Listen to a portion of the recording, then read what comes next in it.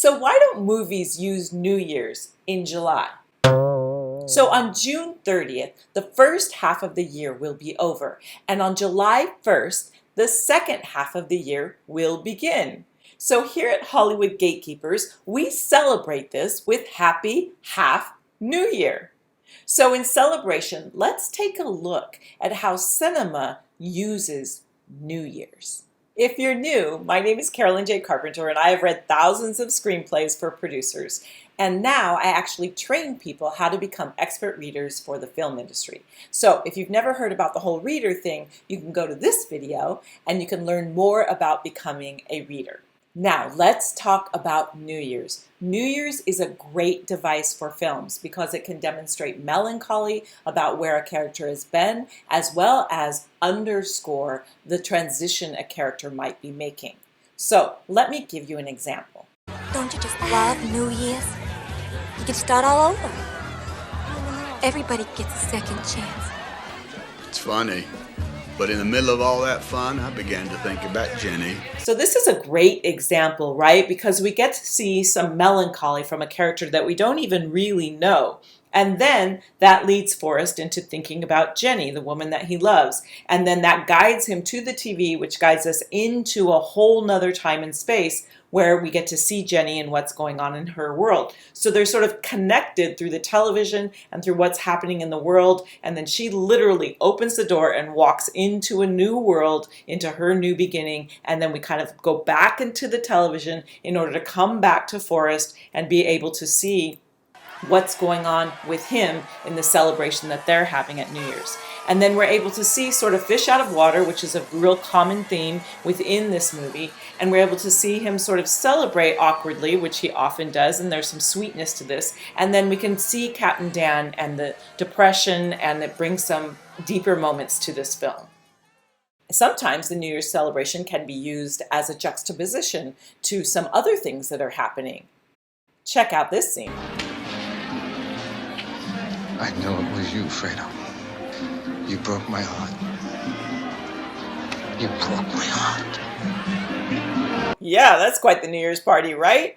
So, but isn't it great how the celebration of New Year's and new beginnings underscores the relationship between the two men and the threat that is happening within that scene? So some people think that New Year's is a cliche, it's a trope, it's a device. Well, duh.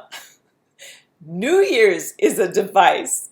Do you know the origin of April Fool's Day? I love this story. So New Year's used to be on April 1st, and then it got moved to January 1st. I don't know, they had a meeting and they decided that people are cold and bored and they need to move New Year's to give them a pick-me-up. I don't know. But they moved it to January 1st. And there were still people, this is in the late 1500s, that didn't get the memo. And so they went on celebrating New Year's on April 1st, and they became known as April Fools. So it is a device. New Year's is a device. The calendar is a device. Time is somewhat of a device. So as things got moved and New Year's became January 1st, it's become this time where we reflect and where we decide what we're going to do in the new year. And it becomes a time where we really create these goals and we double down on what we want in our life. So if you set goals in the new year, how are those working out for you? Because typically people don't do their New Year's goals beyond February. So that's why at Hollywood Gatekeepers, we use July 1st as a chance to shake the blanket, regroup, and really set new goals for the rest of the year. What do you want to do with your life for the rest of the year?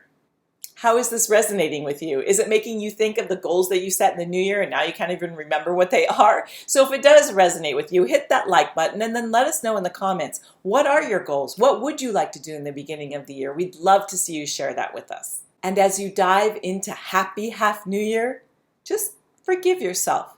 Start fresh. Don't worry about what you have and haven't done. Just start a new beginning.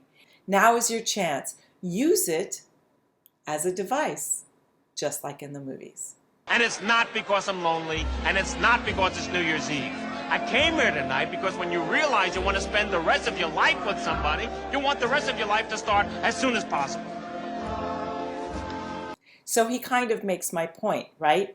He doesn't fall in love with her because it's New Year's. He falls in love with her and wants his life to start right now. Doesn't matter that it's New Year's. However, New Year's creates an incredible atmosphere for this scene, right? So let your life start as soon as possible. And here at Hollywood Gatekeepers, we love to use the world of film to underscore your life. We teach people how to find the hidden gems in screenplays because I firmly believe that if you can find hidden gems in your screenplays, you will also find hidden gems in your life. They go hand in hand. If you'd like to see more videos about motivation, you can go to this one right here. And if you want to learn more about becoming a reader, you can join me for a free masterclass, and I will cover all the nuances about being a reader. So join me at hollywoodgatekeepers.com/free masterclass. And then celebrate Happy Half New Year. What does this song mean? My whole life, I don't know what this song means. I mean, should old acquaintance be forgot? Does that mean that we should forget old acquaintances? It doesn't mean that if we happen to forget them, we should remember them, which is not possible because we already forgot them.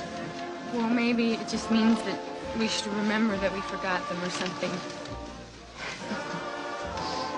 Anyway, it's about old friends.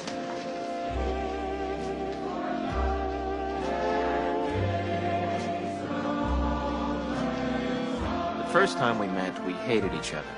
No, you didn't hate me. I hated you.